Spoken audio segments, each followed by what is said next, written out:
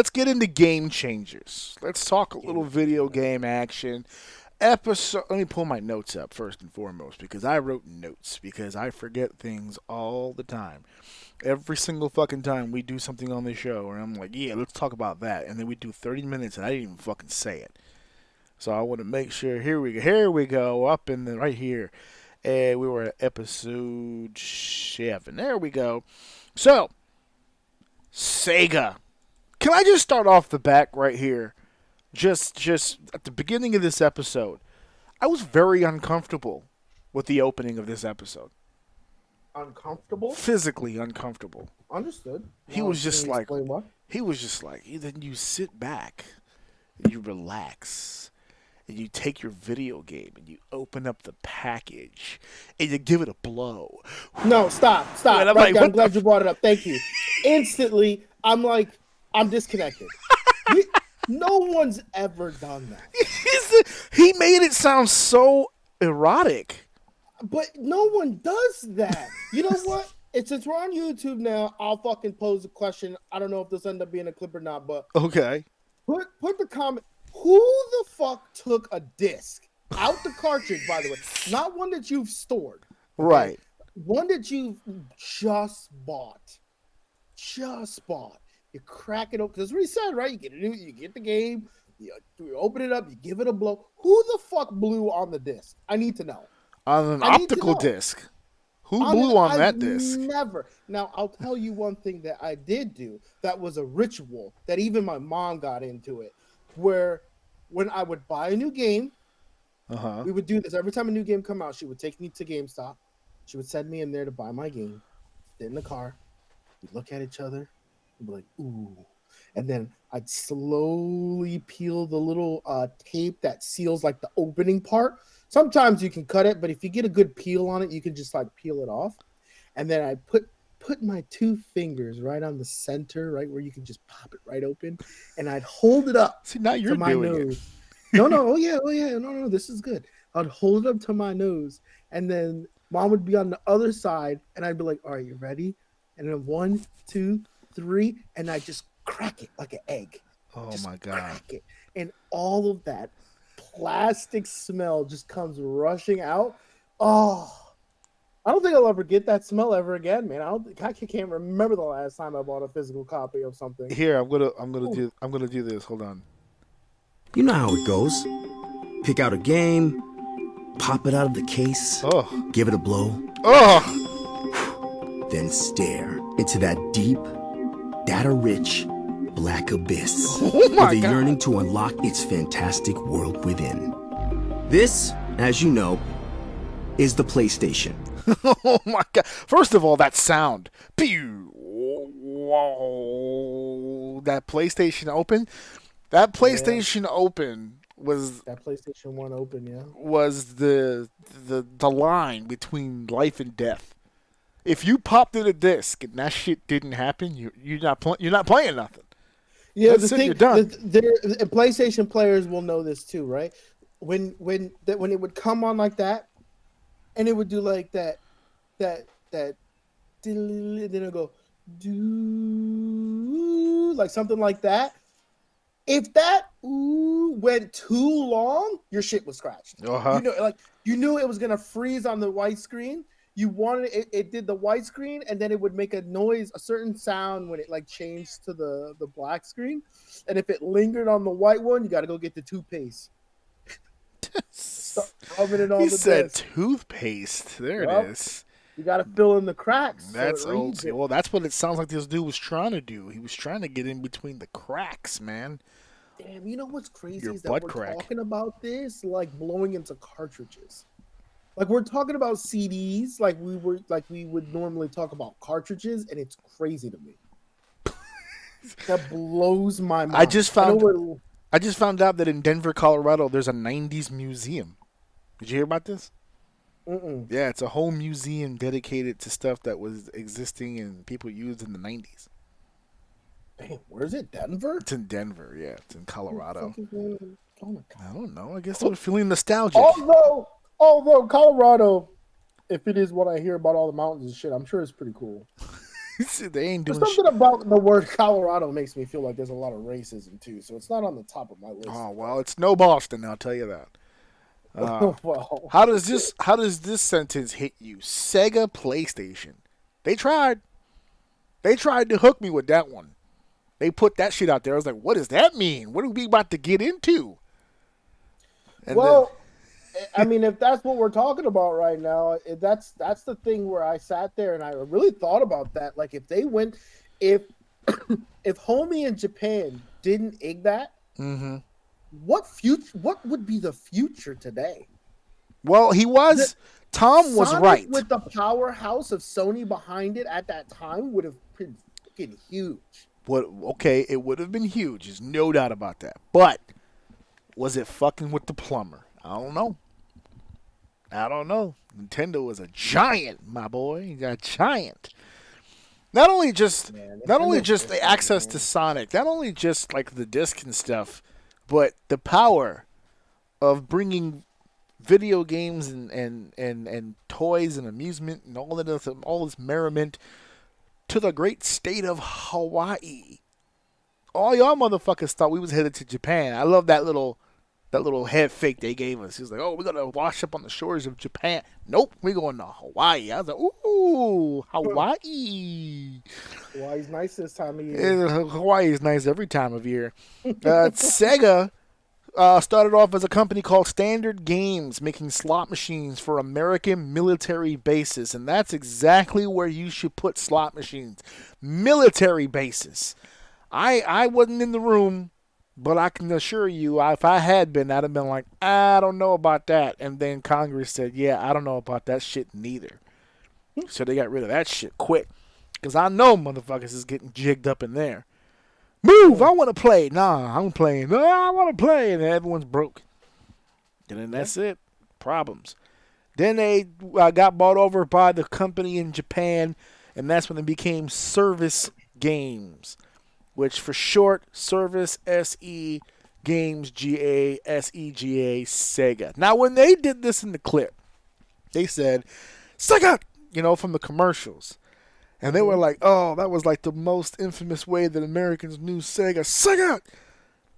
I know that it's correlated to the commercial, but that's not the way that I say it in my head. I never mimicked the commercial. I always mimicked the system. Every time I think of Sega, there it is. Boom. That's how I do it in my head. I always thought the Sega thing was stupid. Sega! Which is crazy. I would have think it'd be the other way around for you because you're an actual TV person. Yeah. For me, that's what comes to my mind, but that's because I was always playing the game. I wasn't watching commercials. Yeah, I thought the commercials were stupid, to be honest with you. Like, the way that they described the marketing in this video, where they were just like, yeah, we went right for Nintendo and all that other shit, and I was just like, I'm glad I wasn't that much older when I was doing those commercials, because I was a kid, and I thought those commercials were fucking dumb. When they had, like, the race car, and it would vroom past Nintendo, Sega! I'm like, he sounds retarded, to be honest with you. He sounds off. He sounds... Honestly, because I saw that too, and I was like, man, like it has this very nostalgic look to it, so it's cool to see it. Like it kind of gives me like, man, I was like, I was young enough to not even remember this. Like that's how old this kind of was, but it gives me that feeling that like, oh, that's pretty cool. It's like a throwback. But if you look, I'm like, at the same time, I'll just be like, dude, these commercials are fucking ass. Like I feel like you're meant for people on drugs. Yeah. Like it just moves so it was like they were ahead of their time. Like they knew psychology was important. They just didn't understand probably what people understand today. So it was just a bunch of shit thrown at you at once. And they'll say their catchphrase or they'll throw some shade at someone else or a sublim. Like, why are you making subliminal commercials for children? They don't get the reference. Yeah, they're not understand. They don't understand. Well, to them, they were saying that and we joked about this when we were doing, we were talking about Sega during the Madden football phase, that they said it here again, that they were gearing the game more towards the older brother. the teenagers, there's like a little the higher cool, level, edgy kids. Yeah, the rebels, It's funny because he said our games had to have attitude, and I'm like, damn, that's crazy because that is the attitude era. That was the era of all that. That was interesting that even other companies kind of saw. It was a buzzword, man. That shit was everywhere. It was what the generation kind of was at that time. It was rebellion. It was just going, which is so ironic because those kids grew up and had kids of their own and are so far away from what rebel is supposed to be. All those kids grew up and voted for Trump this year. Yeah, probably. I believe it. I 100% they all vote. They're all government officials now. It's just like, there was something to this establishment shit. It's Jesus Christ. We need structure. Yeah, we need structure. That's what's wrong with you fucking kids. Yeah, but my day we had Molly. You guys have cell phones. This generation sucks.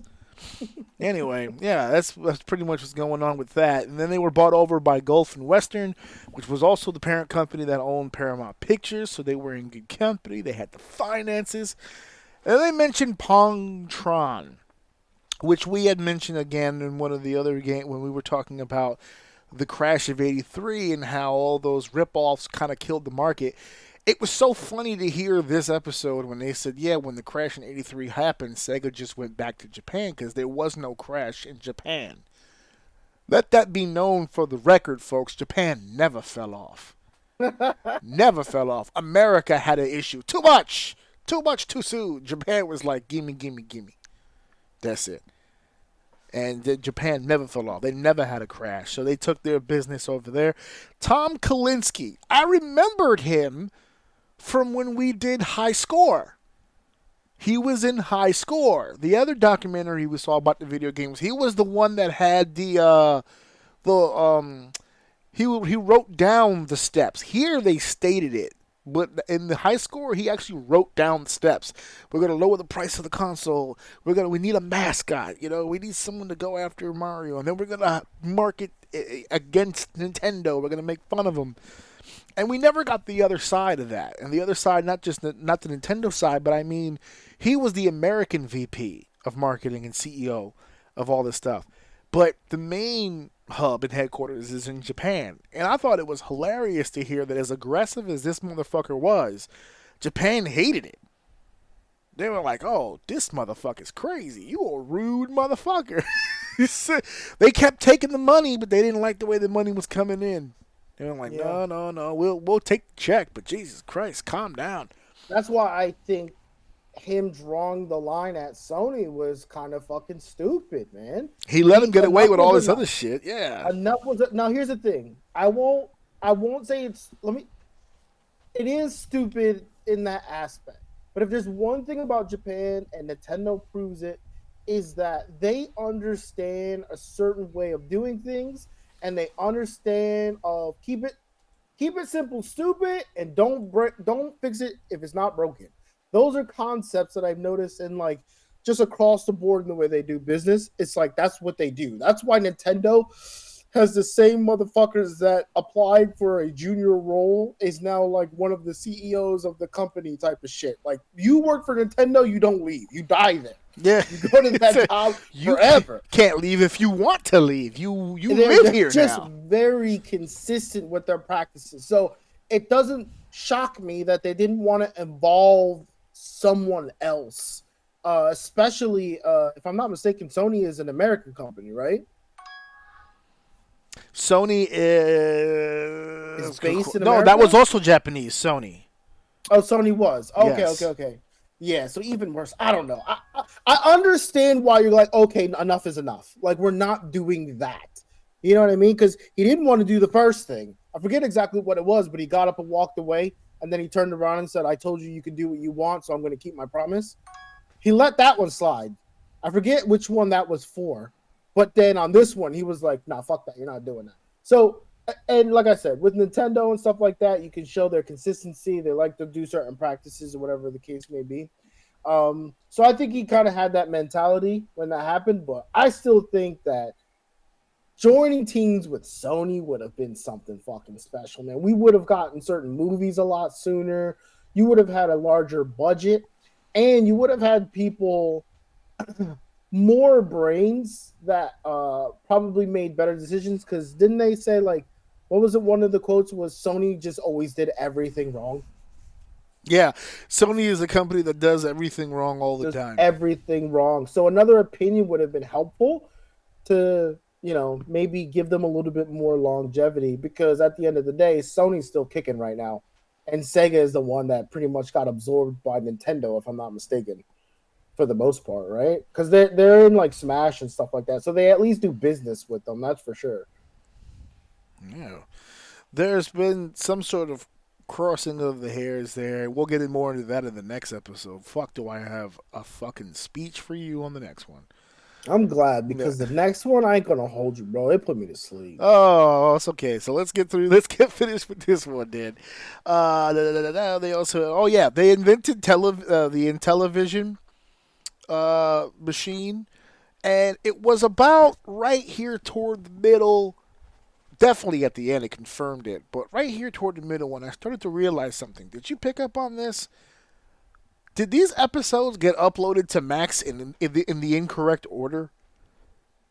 I started realizing, based on the ending of the episode, that they were giving you teases for the next episode, but some of these episodes had already happened.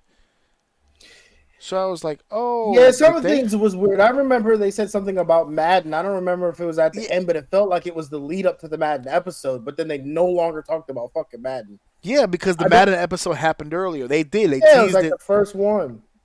Yeah, the editing was a little weird. I didn't know if it was me, but now that you bring it up, yeah, I definitely noticed that shit. Yeah, so I was like, oh, all right, well, we already saw that shit, so fuck it. So the first ever rivalry, well, not the first ever rivalry. The rivalry is the whole thing, but the first shot fired in the rivalry between Sega and Nintendo goes way back before the consoles that we all know and love. It was the Sega's SG-1000 versus Nintendo's Famicom. They were both released July 15th, 1983. About 5 months. I was a 5-month-old baby when these motherfuckers started their war. Now here I am at 42 talking about it. That's their legacy, folks. Nintendo won the war, but not by much, which led Nintendo to get a little nervous. A little on the iffy side. We're gonna have to put these fuckers away because they creeping up on us. So they rebranded the Famicom and came out with the Nintendo Entertainment System console, the gray box we all know and love so much. Sega decided they wanted to try their hands at attacking Nintendo from within, and they managed to convince Bruce Lowry to come over to Sega from Nintendo, and he introduced the Sega Master System. I was like, woo, that's a coup. They staged a coup. They went and got their golden boy, the golden goose, and brought him over to Sega to try to switch the tide. That's like AEW signing Roman Reigns over. Let's see if we can make a little money. And exactly what would happen if AEW got Roman Reigns is what happened here. Sega still lost. Because, as they said, the quote they kept getting from fans and from customers, you can't play Mario on Sega. Yep. And that was the whole issue. The original consoles were 8-bit versus 8-bit. They didn't have a chance to compete against the branding, the overall popularity of Mario. However, they did make an attempt. Alex Kidd was the first mascot attempt. When I told was that disgusting looking? Yes, it was janky. But you know what? Alex Kidd is in. There's a video game on. It's on Xbox, but I'm pretty sure it's on other consoles by now. Sonic Racers. It's like Mario Kart, but for Sonic characters. And I guess some classic Sega characters got into the game as kart racers. And Alex Kidd was one of them. I didn't know who Alex Kidd was, but my son obviously became a huge fan of that racer because guess what? As he put it, I'm a kid and my name is Alex. Fair enough. So that was it. That's all he needed. We're on the same side here. So I told Alex this was Sega's first attempt.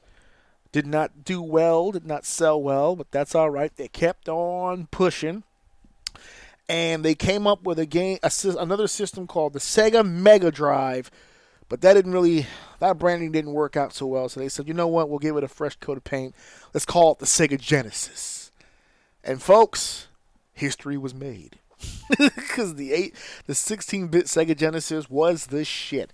Now, they rattled off a couple of classics, but they had some bangers. When they ran through the clip. Yeah, when they ran through the clip, damn. they had some winners. Dude, when they showed Sonic 2, oh my When Super Sonic? when they started rattling names off, obviously the Sonic names go without saying, but there were two in particular that they said where I was like, ugh, for us, memory lane. When he said Golden Axe and when he said Ghosts and Ghouls, I was like, oh, baby. Now you stepping into my zone now. I'm over here with the lance and butt naked in my boxers and my little helmet. And I'm going nuts. I'm tossing shit. That's it. So, they ran through a bunch of CEOs. Tom Kalinske comes in. He takes over Sega marketing, and the rest is history. He goes banana sandwich. We just talked about it a second ago with the whole Sega. That was all him and all these people just. Only a white person can say this out loud, and it makes total sense to them. Where he was like, I loved it. I loved that. Sega, I love that part. It almost sounds Japanesey. I was like, what? What did he say? I was like, it sounds Japanesey. All right, calm down. Jesus Christ. What is it from Shorzy? Settle down. When he said that, I fucking went nuts. I'm going to fuck up this name because I always fuck up Japanese names. But Hirokazu Yoshihara created, he was the artist that created Sonic. Mm-hmm. Now, again, I remember from High Score, they went into a little bit more specifics in High Score about how he came about creating the character. He went through a couple of animals before he wound up on the hedgehog. A lot of people forget that he had the human girlfriend in the original thought process for the actual game. They got rid of that. And they jumped on something that I didn't really think about until they said it, because it's easy to think about with Mario. That Mario wasn't just a character-based game. It created a universe. You have all these characters that came out of the Super Mario world that you think about when you associate with Mario. They started that process throughout the games with Sonic. Because all of a sudden, it's not just Sonic. It's not just Sonic and Robotnik or Eggman. It's not just them. It's Tails. It's Knuckles. And you go down the list of it. And they've expanded crazy. Like, there's so many Sonic characters now today. But in the beginning, they were building this whole universe around this main person. They said something in the show that I immediately thought of you, because I remember you. You probably don't remember this, but I'm old enough to remember. One of the first times that you and I ever played Sonic, because I'll never forget this experience in my life. This is one of the greatest memories I have to this day.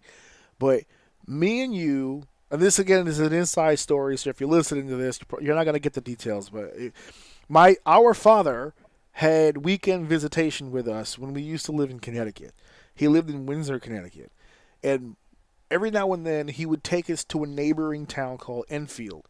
And they had, I looked, they don't have it anymore, but they used to have a mall in Enfield called the Enfield Mall.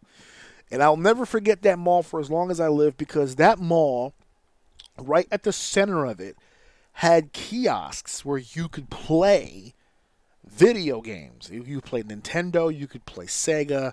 It all depends, first come, first serve type shit. And I distinctly remember, for the first time, before we even bought it, before we even had it, we played it there. And I remember very distinctly one of our takeaways from Sonic, because it was the first time we played Sonic, was that it was such a fast game. Like, the way they said it in the show was actually true, that if you hold down and you really revved it, and you fucking just let it go, and he just went through the loops and everything like that, it would move so fast, sometimes the screen wouldn't be able to keep up with just how fast it was fucking going. And they were like, yeah, that's like part of the attraction of the game. It's like, there's so much speed, that's what makes 16-bit so different. I never associated that to the 16 and the 8, but it makes complete sense that with the graphics being upgraded, all of a sudden you open up this whole new world of what you're able to do. What do you have?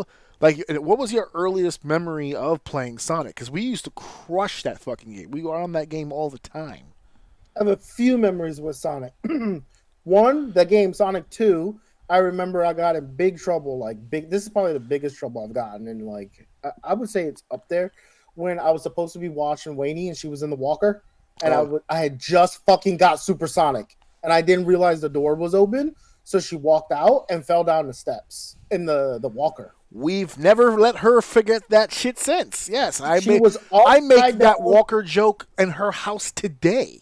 She was upside down at the bottom of the steps, and I got fucking. I'm surprised I'm still alive. I got fucking killed for that. However, I did get supersonic. Yeah, and it was a heavy cost to pay. I remember like supersonic. It was like I think it was like towards the end of the game where he's like, I don't know, it looks like he's in space or something like that. I just remember a dark screen, and he like zooms into him a little bit. I don't know. Maybe I remember this incorrectly, but I just remember getting supersonic, hearing those booms, and knowing she was at the bottom, and then running back into the room because it was fucking supersonic, and I got killed for that. And then the other Sonic memory, which is into the game, we used to watch the cartoon a lot. And it's funny that we're talking about this because I had a moment the other day. We used to watch the cartoon a lot, and we found out, you and I, that this random ass restaurant in the middle of like fucking nowhere, it was which like is still there on the highway, which is still there, sold chili dogs. Yep. And that's the first time you and I ever ate a chili dog. And we did. We were so gassed that we were going to eat chili dogs like Sonic. Fast forward to literally, I think it was like fucking Friday. No, actually, I think it was Monday. I think it was yesterday. I was doing some DoorDash, and it took me to a place that apparently sells hot dogs. And they have a fucking chili dog. I was like, dude, I got to get one of these. I was like, dude, I got to get a fucking chili dog. And they weren't that bad. They were like $5. Nice. So I was like, oh, I know. I was like, for a chili dog? Sonic. I literally said to myself, dude, I can have a Sonic chili dog. And it reminded me of that same story I literally just told. So those are like my two biggest Sonic memories. One a little unfortunate, and the other one delicious. He said a little unfortunate. He's all right. His infant sister falling down a flight of steps. It was cushioned somewhat. Yeah, it saved her life, whatever. I love how the artist for Sonic goes, we know that Mario gets coins, so we wanted something similar for Sonic, and Americans love donuts, so we settled on the rings. He's like, Americans are such fat pieces of shit. We know that they'll be totally into it if we make the money look like food. So yeah, that was a nice little jump. And Nintendo, of course, is not going to sit by and just let this bullshit happen. So they went ahead and created the Super NES. So it was the Super NES against the Sega Genesis. That was the war we all came to love, except for the fact that Mario still seemingly dominated. We already mentioned the Japan. We always had the Nintendo. I don't remember owning a Sega. We did. I don't. Okay, but I don't remember it. Yeah. However, for some reason, I do remember that every time we went to visit someone that had kids there, they had a Sega. Yep. I don't know why. Like some of them had both, but they usually either had a Sega or both. But I don't remember having a Sega. We did. But I know we always had Super Nintendo stuff. Yep. And here's the reason why. Because even our own mother, who is not a gamer, and if anything, I've made her loathe video games, still, one of my earliest memories of video games is my mom sitting down playing Super Mario Brothers. No. And because she will say to this day, her favorite video game is Super Mario. Yep. And that's someone who fucking hates video games. She gave them to me because she knew it was my thing, but boy, did she wish it was fucking something else. she hated fucking video games. But even she played Super Mario, dude. So, yeah. There you go. I can't believe that you have no memory of owning a Sega. We played so many of the games. NBA Jam. We played. I thought that was on regular. No, not regular. We played NBA Jam on Super Nintendo. No, we had it on the Sega. Just like we had the first Madden we ever had was on the Sega too, Madden 92. Get the fuck out of here! No way. I don't remember. Yeah, that. It was the black cartridge with the yellow tag thing on it. That was Sega. I remember those. I have those images in my head, but they're not at our house. They are. Yes, they are in our house. Absolutely. It's crazy. We had NBA Jam. Right here first, boys. I am losing memories. Video game memories, no less. Yeah, no, that's when you know you're fucking. And we had the Sonics, obviously, of course, because I'll tell you what. The day I ask you about something wrestling, and your words to me, I don't remember. It's over. Yeah, it's done. Nothing but downhill from there. It's fucking done. Done. If I can't explain in great detail why it was such a bullshit decision to have Scotty 2 Hotty defeat Christian for the light heavyweight title, excuse me, Dean Malenka. See, it's already happening. But yes, if that ever happens, it's a done deal. Hospice. That's what's next for me. Tom mentioned about looking forward to maybe switching over to optical discs, using Sony as a manufacturer company for that. And of course, you already stated that the boss was no good with that. He didn't want. It was the aspect of not wanting to help Sony. That was the interest in that. It was a dumb move. Everyone knows it. And it spelled the end, because after that, they came out with the Sega 32X. You think they doubled it. They didn't even go to the next 8. It was 816. They didn't go to 24. They said, no. Double. We need another. We have 16? Go ahead and bring me another fresh 16 right here. 32X. Yeah. And I think they ended up just falling into the line of making games and not so much like they got out of the console where they just used their, what do you call those? They use their resources? Not resource, not the word I'm looking for, but like Super Mario is branding? Yeah, we'll go with that. They use their branding and their original characters to make games, not necessarily push systems anymore. Yeah. How could you fail with titles like Echo the Dolphin? You know what I'm saying? But bro, Sonic had some bangers though, man. Sonic, yeah. They came out with the Sega Saturn. Sega Saturn was big too. I remember that. It was good, but as the lady put it, the death nail was that it didn't have any Sonic games. Which, how the fuck does that happen? That's weird. And then, of course, the Dreamcast was its last attempt. I felt like the Dreamcast was getting over. I knew a lot of people that had Dreamcasts. I would love to see a documentary on the Dreamcast, because I feel like the Dreamcast was not ahead of its time. It was probably ahead of its time. It did what Nintendo just does really well. And if I don't know, I've never owned a Dreamcast. I only knew a very few people with a Dreamcast, and I don't even kind of remember the games that I played on them, but I do remember going, dude, I need to fucking get one of these. Things are awesome. Like, they were so good, and I just want to know why it failed so hard. Something happened, I know, but I just don't know what it is. But it was a really good system, I thought, that just got no traction, man. No fucking traction. Was it the fact that it got no traction, or were they already so far into the hole at that point it wouldn't have mattered? I really feel like their innovation on Dreamcast was just too early, if I remember correctly, but I don't know. Oh, I remember playing fishing on Dreamcast. Fucking throw out the thing and you click it. It's like click, click, click, click, like fucking reeling up a fish, dude. I remember that. That was sick. The first time I ever did that, I'm like, dude, I gotta get this. So they ended it by letting everyone know that the legacy of the property still exists. Obviously, we have video games with Sonic and Mario in the same game now, so we're in a completely different world now. Yeah. So my son doesn't even know a world where there's a console war. So it is what it is.